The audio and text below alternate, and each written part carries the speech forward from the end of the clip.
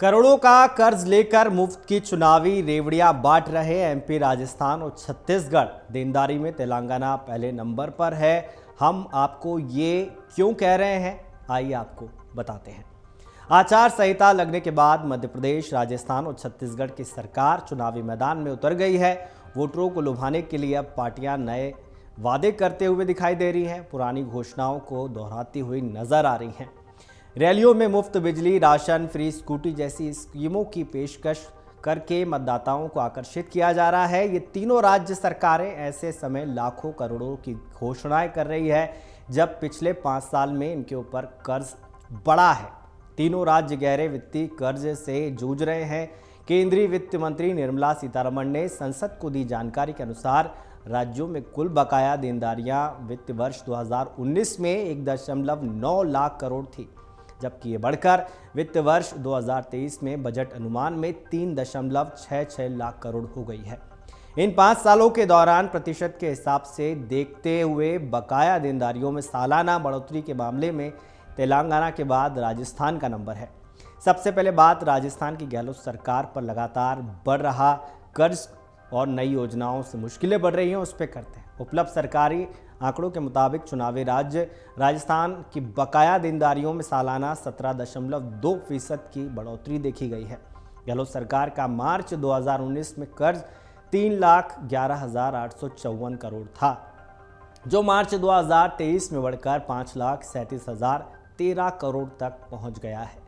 राज्य की गहलोत सरकार की तरफ शुरू की गई प्रमुख योजना और उनके बजट पर नजर डाली जाए तो सवाल उठता है कि कर्ज में डूबे होने के बावजूद लाखों करोड़ों रुपए की योजनाओं का अतिरिक्त भार सरकार कैसे उठाएगी। प्रदेश सरकार की योजनाओं पर नजर डाले तो सामने आता है कि कई ऐसी योजनाएं जिस पर सरकार करोड़ों रुपए खर्च कर रही है। सरकार राज्य की महिलाओं के लिए स्मार्टफोन देने की योजना लेकर आई है। इसमें पात्र महिलाओं को लाभ पहुंचाने के लिए 1200 करोड़ का बजट खर्च कर रही है। राजस्थान मुफ्त योजनाओं की लिस्ट में लगभग 1.33 करोड़ महिलाओं को मुफ्त मोबाइल उपलब्ध करवाने का लक्ष्य रखा गया है। इसके अलावा सरकार ने 30,000 मेधावी छात्रों को फ्री स्कूटी देने का वादा किया है। इसकी कुल 390 करोड़ लागत है। इसके अलावा भारत सरकार ने 70 लाख से ज़्यादा उपभोक्ताओं को सब्सिडी वाले सिलेंडर देने का ऐलान किया है। इस घोषणा से राज्य सरकार हर साल लगभग 3300 करोड़ रुपए का अतिरिक्त बोझ उठा रही है या उठाना पड़ेगा। प्रदेश सरकार अन्नपूर्णा फूड पैकेट योजना लेकर आई है। इसमें हर लाभार्थी को हर महीने फेयर प्राइस शॉप से ये फूड पैकेट मुफ्त मिलेंगे। इसके लिए फेयर प्राइस शॉप को हर एक पैकेट पर 10 रुपए का कमीशन मिलेगा। इस योजना पर राज्य सरकार सालाना 4,500 करोड़ रुपए खर्च करेगी। सीएम ने इसी साल पेश किए गए बजट में इस योजना की घोषणा की थी। राजस्थान सरकार ने नई युवा नीति के लिए 500 करोड़ रुपए का युवा कल्याण फंड बनाने का ऐलान किया है। सभी प्रकार की भर्ती परीक्षा फ्री में कराने का भी ऐलान किया है। इससे प्रदेश के खजाने पर 200 करोड़ रुपए का बोझ बढ़ेगा।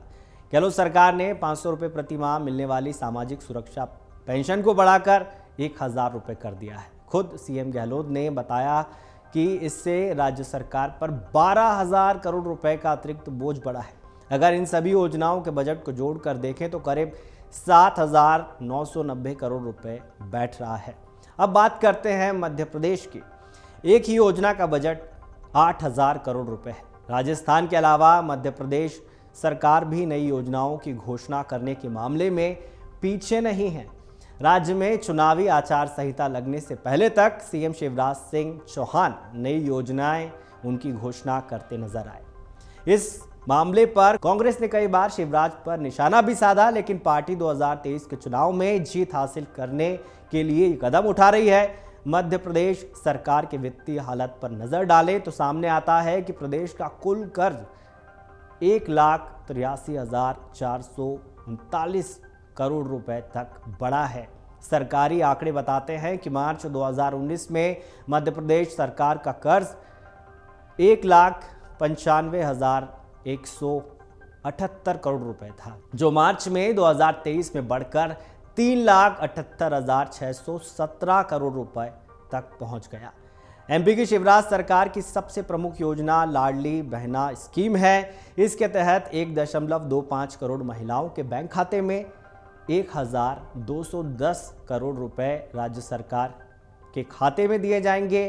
प्रदेश सरकार के अफसरों का कहना है कि इस योजना के लिए बजट में शुरुआत में 8000 करोड़ रुपए का प्रावधान किया है, लेकिन अब सीएम ने चुनाव जीतने के लिए ऐलान कर दिया है कि 2023 के चुनाव में सरकार फिर सत्ता में वापसी करती है तो महिलाओं को 3000 रुपए हर महीने दिए जाएंगे।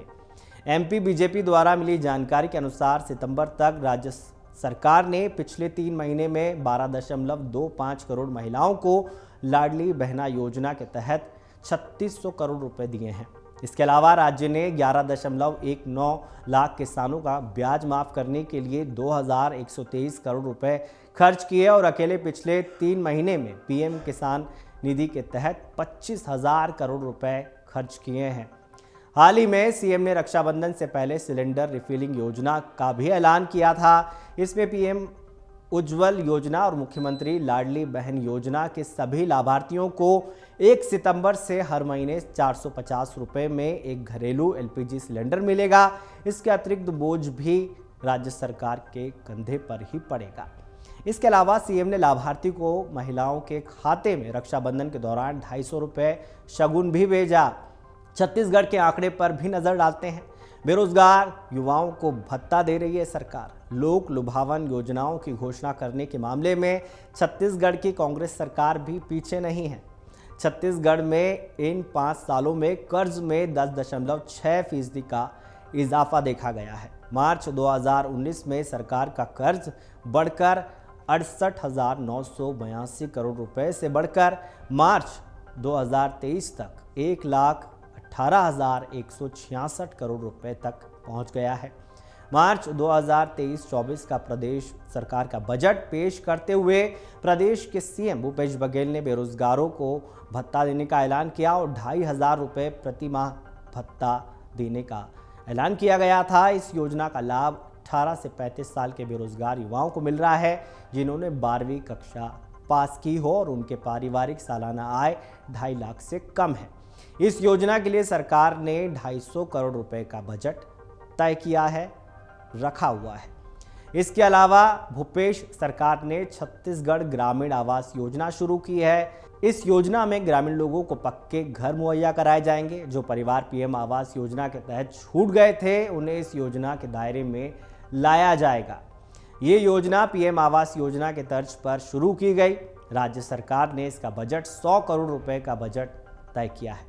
अब समझिए कि ज्यादा कर्ज का राज्यों को क्या नुकसान हो सकता है। किसी भी देश या राज्य की अर्थव्यवस्था पर जरूरत से ज्यादा कर्ज भार के कई दुष्परिणाम हो सकते हैं। क्या कारण है कि गुजरात, महाराष्ट्र, कर्नाटक, तमिलनाडु, हरियाणा, पंजाब, केरल, यूपी देश के विकसित और खुशहाल राज्यों में शामिल हैं। वहीं पश्चिम बंगाल, छत्तीसगढ़, राजस्थान, बिहार, झारखंड, मध्य प्रदेश पिछड़े राज्यों में शामिल हैं। जरूरत से ज्यादा कर्ज भार कभी भी किसी राज्य को आर्थिक रूप से विकसित नहीं बल्कि दिवालिया बनाता है।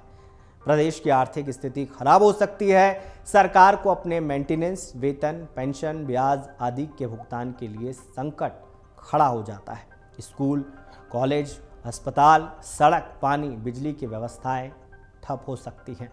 हाल ही में केंद्र सरकार ने जिस तरह से एनपीएस न्यू पेंशन स्कीम 2004 का पैसा ओपीएस के तहत करीब 40,000 करोड़ रुपए देने से मना किया है, आगे भी बहुत सी मदों में पैसा रोका जा सकता है।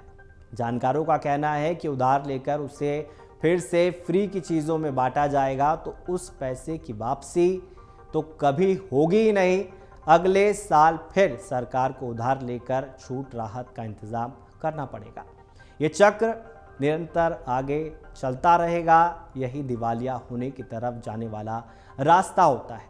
कर्ज और आय में इतना संतुलन जरूर होना चाहिए कि राज्य सरकार को भविष्य में आर्थिक दुष्चक्र में नहीं फंसना पड़े।